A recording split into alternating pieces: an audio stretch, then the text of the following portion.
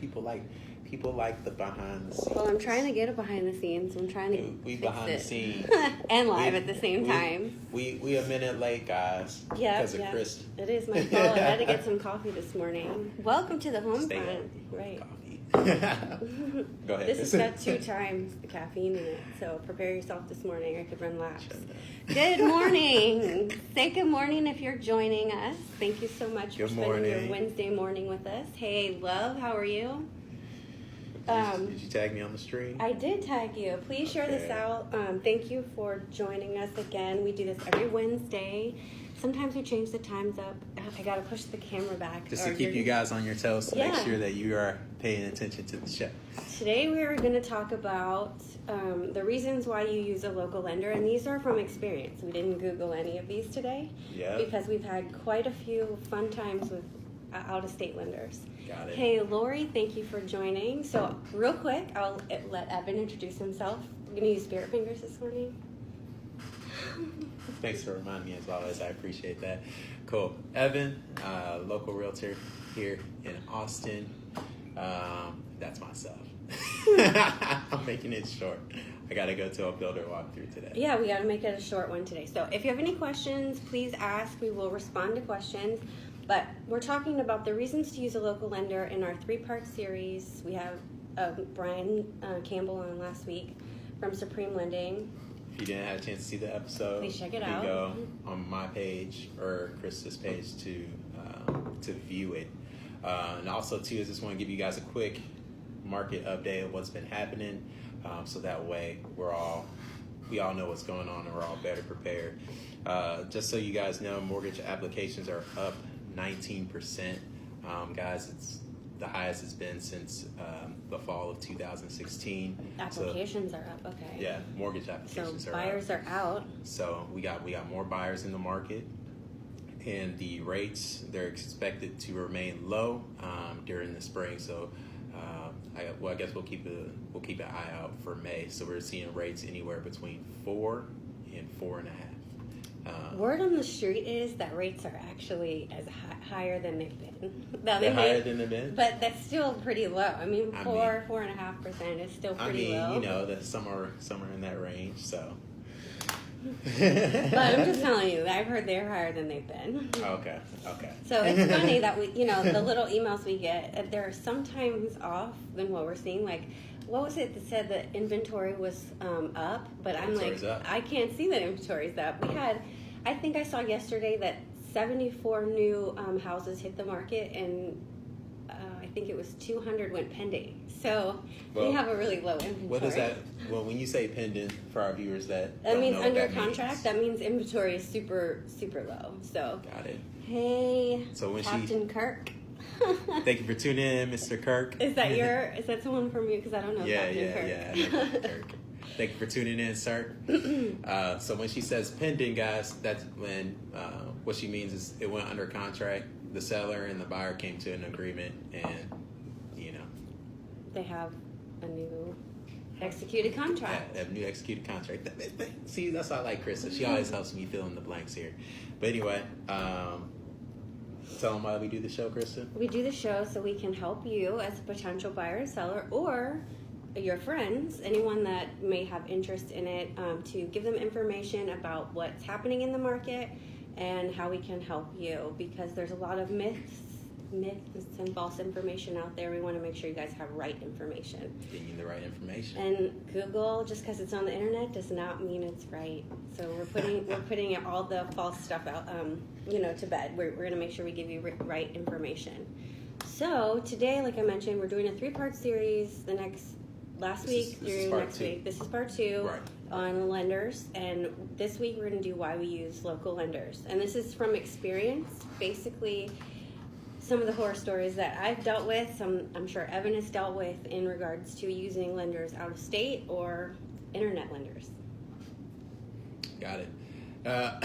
I say, in my experience, guys, probably the biggest thing is closing on time. We never close on time. There's always some type of document that we should have had from the beginning, but it wasn't catched till the day of closing, guys. So that's one big thing. And personally, guys, when you get into a multiple offer situation, meaning that you see a house that you like, and there's also a lot of other people that do like that house as well too, so they're putting in an offer. Your offer is going to kind of get glanced over, as opposed to working with a local lender, just because we know personally, guys, that it's going to close on time, if not before. And I'll let Krista explain a little bit about closing before. Absolutely. And welcome, Susanna. Thank you for joining us. No, when he says closing on time, if we don't, okay, let's go back. As the buyer, we're under contract. You're under contract Okay. once you pick a closing date from day one when we write the offer. And if we don't close on time because of the lender, your money is in jeopardy, meaning you're in default. They could take your earnest money. They could sue you. There's a whole list of things that could happen. So, real quick, what's this earnest money? Earnest money is you as the buyer, you're putting what's called skin in the game down, and it's in jeopardy if you fail to perform but on the terms of the contract. So as your representative, your buyer's agent, we're going to make sure that we protect your money.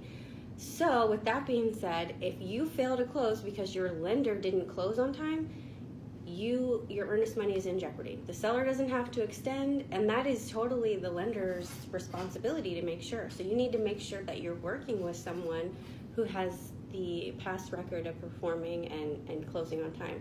Not a blasé attitude, well, they can just put it back on the market. I've had a lender say that to me before, and they didn't really, they weren't concerned about their, their customers or clients' money, because that's putting them in jeopardy.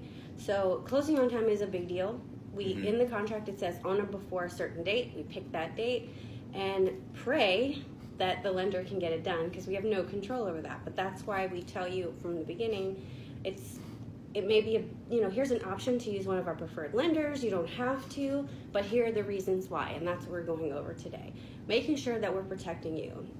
You can always go out and rate shop, but at the same time, you do pay your, how's it go? You get what you pay for. So make sure that you're using someone that's reputable and not some internet mortgage broker that could really end up hurting you in the future. It is personal. It is personal. I lived on the phone literally the day or two before with a broker, and it was very hard to get that deal done. We got it done, but we finally got my client into the house that she wanted. She's a pit bull, guys.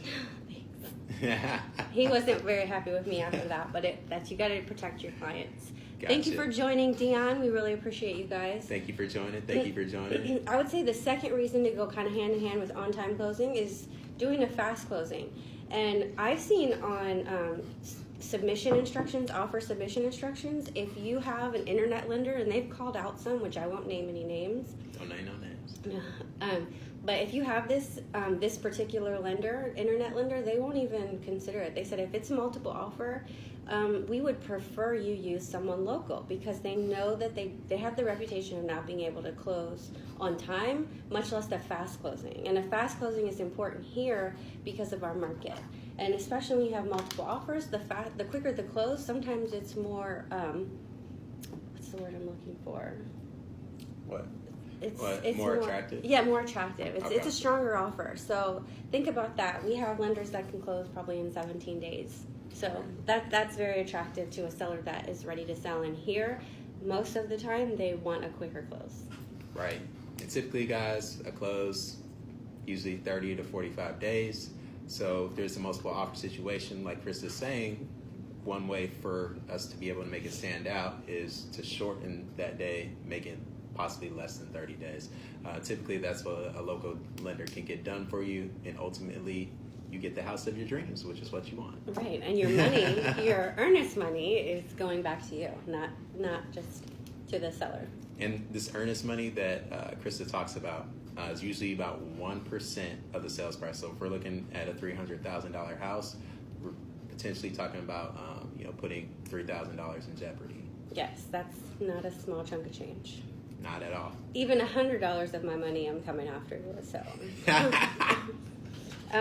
okay. So the next reason I say is a good advantage of using a local person is because you have one point of contact. You don't have the underwriter.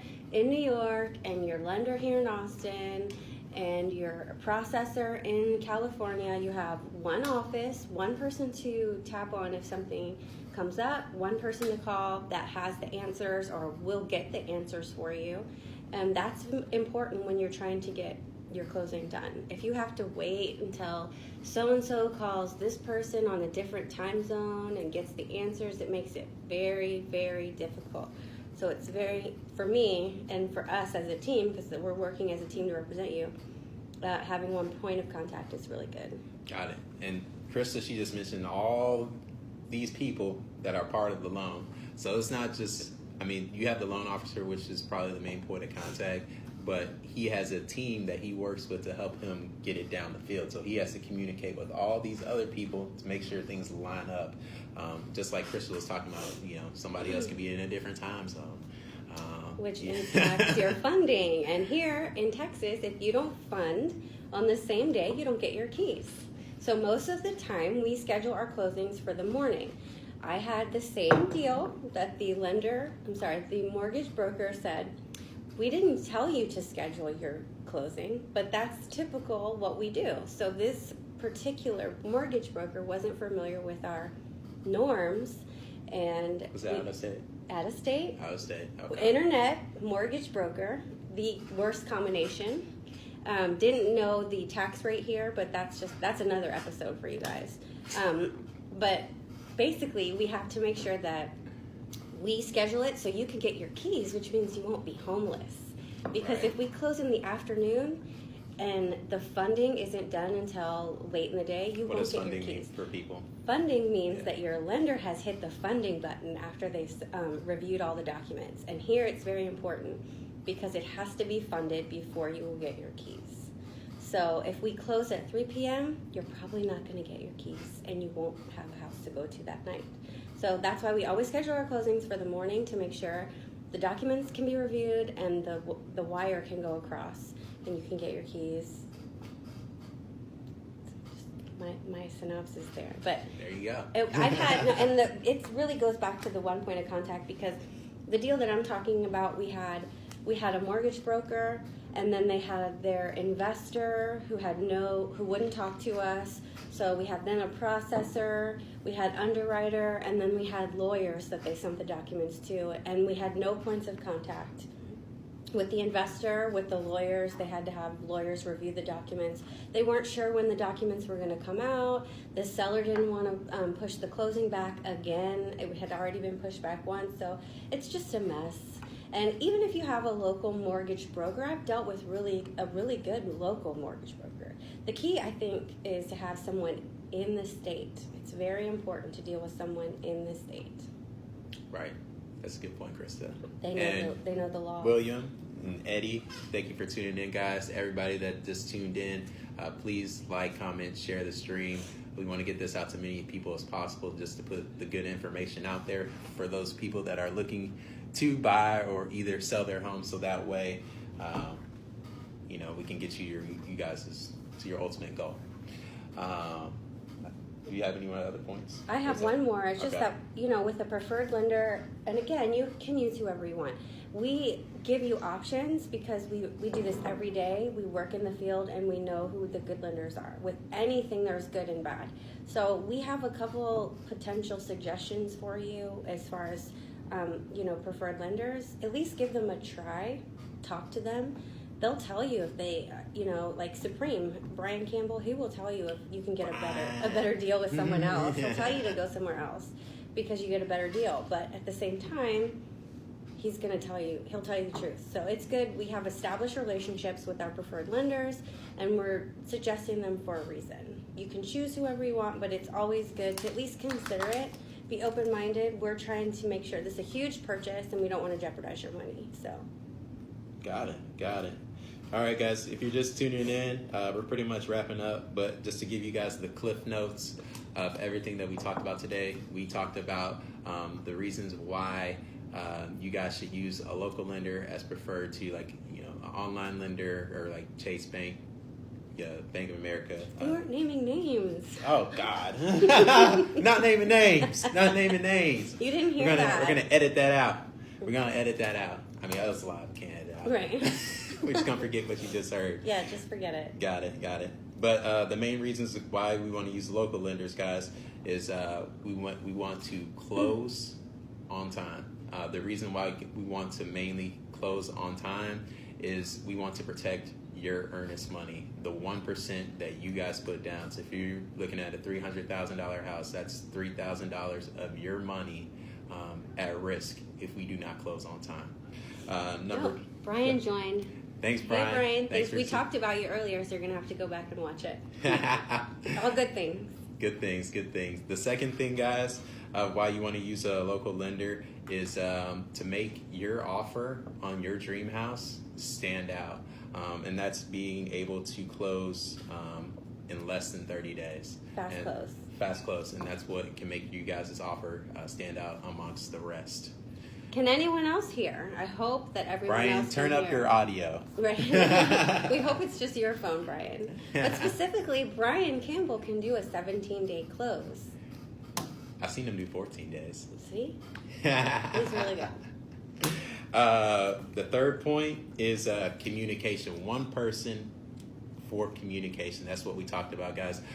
When you're using these big shops, you're kind of just a number in the system, as opposed to using a local lender who's going to hold your hand and walk you guys through the process, or actually remember the conversation that you guys had last time and be able to answer you guys' questions. And they also do, the lenders that we work with, they do work on the weekends and also, after business hours as well too. So if you guys have a pressing, we should have covered that. So if you guys have a pressing question, it's a local lender. Yeah, That's very important too. Availability. Because if you're working with certain lenders, they're not available to you, and we typically write offers in the evenings and weekends. I mean, I do write them during the day, but I need to have my lenders available during the evenings and weekends to make sure we can get what we need.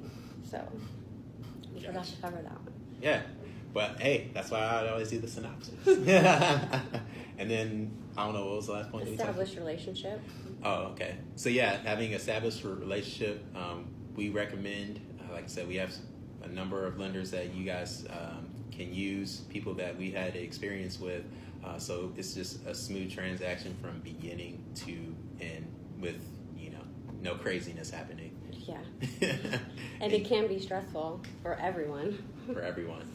So we're glad that you guys tuned in today. The home front, like I said, the reason why we do this show is we're both realtors. We're doing this every single day.